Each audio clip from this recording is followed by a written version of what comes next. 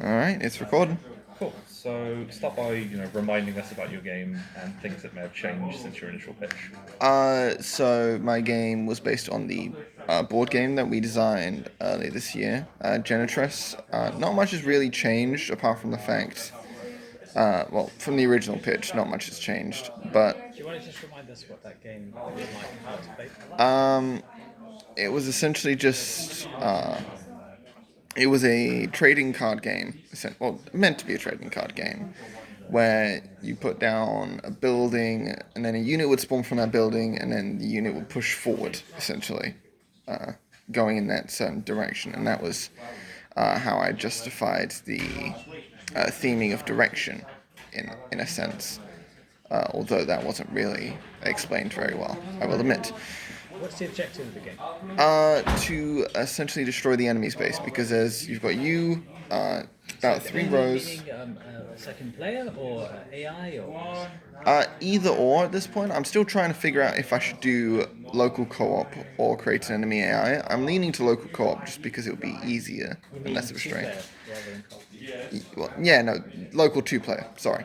So I'm guessing that means you need like everything on screen at once. Yes, practically. Okay. So yeah, because I feel like as soon as you go into the route of AI or enemy-controlled units, then you don't have to show everything, right? You can have much bigger, longer levels because the enemy is further away. Yeah, You're sort yeah. of limited to that like 1080, 920p resolution, and I can see that getting kind of cramped if you've got like the way I'm understanding it is you have a castle Yeah. that your player is on, and you send units to the other side of it, and unless the castles are super thin, you've not got much room in the middle. No. No. But the other thing is, like, if it's two players, I mean, I feel like this idea would work fine in a 3D space. But if it's 2D, is it going to be top-down or? It is 3D. So right. it is Okay. it is 3D. I'm trying to implement it in 3D, so then So your assets are going to all be 3D assets as well? that's what I'm attempting to make. Yeah.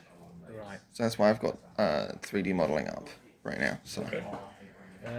So, from what perspective is it played? Is it like 2D with like 3D assets, or is it like 3D over the shoulder, or? so I imagine like a camera looking down at what's on the ground, which is essentially the board, isn't it? yeah, no, that's what I was essentially gonna describe. I didn't know how to phrase it correctly. Kind So of like isometric view?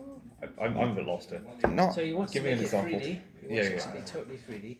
If you think about those sorts of 3D chess games and what have you, where Oh, okay. you can rotate around, but you just have a board that you're rotating around. Right. Okay. Yeah. And you can see the player, I guess, will have like a counter or something that is facing a certain direction, and that's the direction they're moving Okay, in. right, And that's I making imagine sense. the enemy will be facing directly the opposite direction. So I guess you need two cameras where you're switching between turns. Yes. Yeah. No. Probably. So something like this. Yeah, because part of this for you will be defining like player turns Yeah. or player count, and that will be Yeah. an experience. Yeah. Especially if you want to do local, you got to find some issues that only exist as a result of being local, compared to some issues that may only exist because of having like enemy AI. Yeah. No. Player turns and phases will be one of those sorts of challenges, which of course you don't want one player being able to interact while your other player is not taking their turn. But for the most part, I think the players seem to be. I guess the way you're going to code it now is the players have to manage the rules, essentially, and the game is just built off the rules to work with the rules. So, Like if you had two-player co-op, are they both using the keyboard at the same time, or are they taking turns? I would assume. I'm hoping to have it be turns essentially. They use the same keyboards, just one turn at a time. well, you could essentially make this a card game and a video game where you play cards, and then based on what you do with the cards, then you trigger the units in the game as well. Yeah, So and you could implement 2D elements with that too, because I'd imagine you've already got the assets made for your cards on your PC somewhere. I got the base for the assets. Okay. So- I'm guessing the cards exist somewhere though. Yeah, no, the cards So do do you want exist. it all to be virtual, or do you want it to be a card game that is played here, but it's played virtually at the same time it's played in the game? Oh wow, that would be cool. Yeah. That would be cool. And as much as it would be cool, I think it'd be too much of a hassle considering the time constraint. I think if I went purely virtual, it would just be rather easy. But there's a lot to do if you did purely virtual as well. Like you have to create all the cards and the rules of the cards. Yeah, and because then the way we're thinking about this is if you have one aspect of your game that is physical, and let's say there's 10, I don't know, 10 different cards, and I draw a card that is numbered 9, and then that just corresponds to pressing the 9 key on the keyboard. Right, and then the game builds up as you play. So you're essentially playing a card game on the board, but it's also a video game at the same time. It's That a way new you've kind of board game. Yeah, because that way you've kind of offloaded the programming part of making a card drawing system to real life. Yeah. That actually works better. Yeah. Then you just basically. Because I do think that's like an interesting concept and it'd be really cool on open days where we can go, oh, Robert made this game, and it combines like real world card games with like a digital interface and the stuff that's going on here too. And of course, would save you a bunch of time because then you don't have to program like drawing cards from a deck of however many. Yeah. Because that could be really. And eventually, you could make it so that once the idea went far enough, you could have something in the cards, maybe a QR reader where it just knows straight away. You don't have to press anything. You have a QR mat or something that you put the cards onto, and it knows what you've got.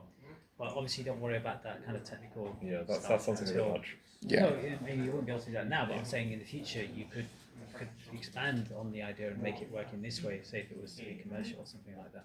All right. But I think it's quite cool to have something that is actually a card game physically, but then it has these virtual Augmented reality. Yes. I think yes. Well, kind of. Yeah. I mean, I wouldn't say it's augmented. It's another interpretation. Yeah, perhaps. Yeah.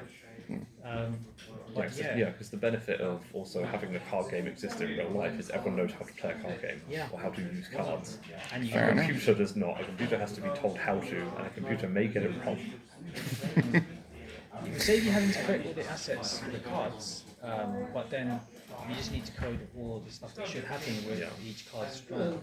When you create the battlefield, I'm assuming you can choose different terrains, is it? Yeah. No, there will be terrain cards, hopefully, which will change how the field looks and how some cards is the terrain interact. card picked, or is that you just click and it randomly selects? So this is the bit where you could just say, I don't need this to be physical, I want this to be purely digital, or you could make it that you have to pick a card from a terrain pack or something.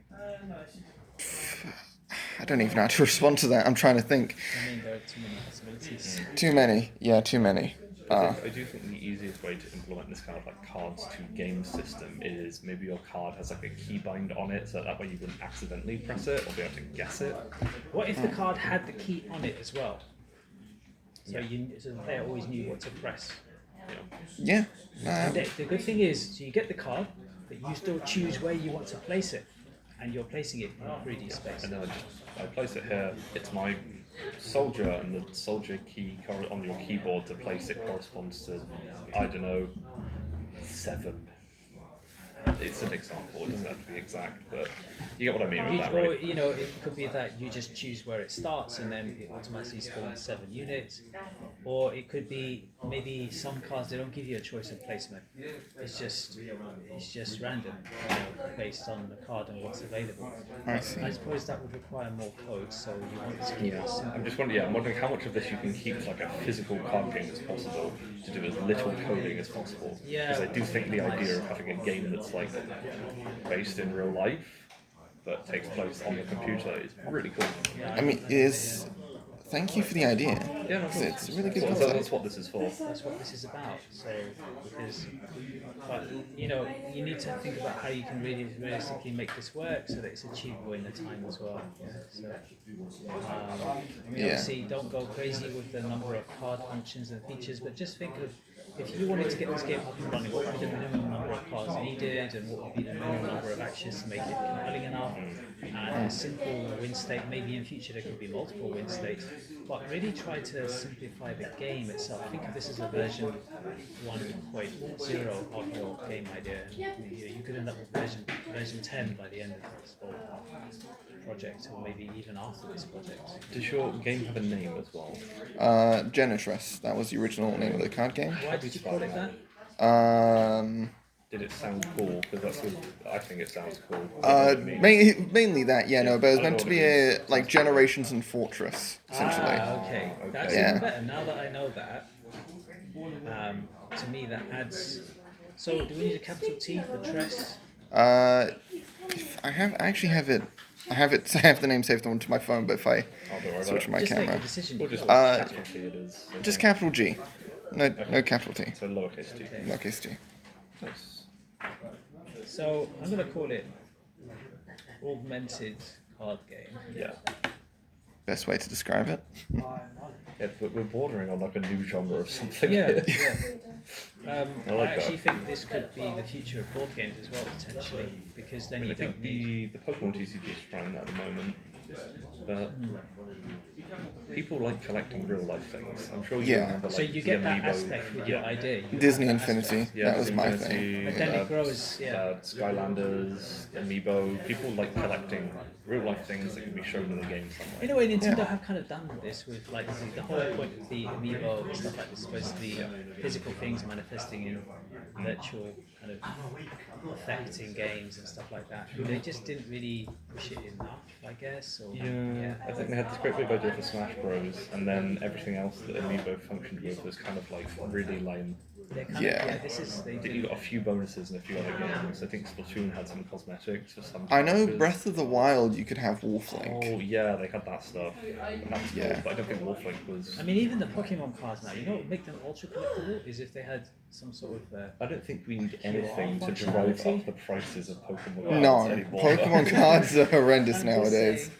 I'm just saying, if they had QR codes as well, you know, QR and NFC sort of functionality where they can make things happen in the actual game, and they form an integral part of the game, then they They're would be doing a it bit at more theme meaningful. parks now, which is really interesting. Anyway, we are sidetracking. Yes. I think. Yes. What are you working on at the moment? Well, I was working on a drag and drop system, but the brackets weren't working. Your idea now allows me to not do that, for the love of God, because that's a pain in my ass. And I will actually probably work on just implementing the cards and then key binding them, The problem essentially. is, what we need to do is you need to define exactly what is done via cards on the table and what happens in the in-game board. Yeah, no, of course. Screen. So we need to be very clear what happens, what kind of units you're going to have in this demo. You okay? Everything that you plan scripts is a bit of a Yeah. Yeah. So that's what you need to do. And define it in a detailed list. And you may need to adapt your time plan. Of course. And I recommend you work on the functionality first. Double check on functionality. So once you define the specifics in the game design document, what is going to be part of this demo and what is going to be required in terms of coding, and don't go overboard, keep it as light as you can in terms of what goes in. You can always save features for different versions, future builds, but just the very initial to get it working phase, yeah? The I see. basic system up and running, that's what you should aim for. All right. Alright, so, okay, we'll leave it there. Thank you.